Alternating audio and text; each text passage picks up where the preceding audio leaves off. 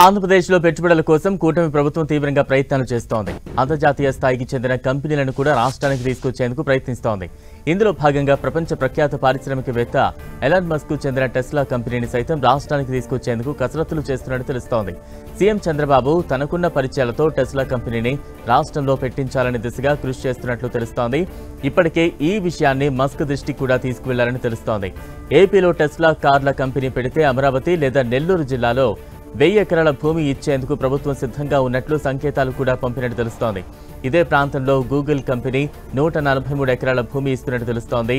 వాస్తు ప్రకార ఉత్తరాన వెంకటేశ్వరుడి ఆలయం, తూర్పున దేవేంద్ర పిరమిడ్, పడమర కొండలు, దక్షిణాన ఖాళీ భూమి ఉన్నాయని, దీన్ని బట్టి గూగుల్ సంస్థకు భూమిని కేటాయిస్తున్నట్లుగా స్థానికంగా ప్రచారం జరుగుతోంది.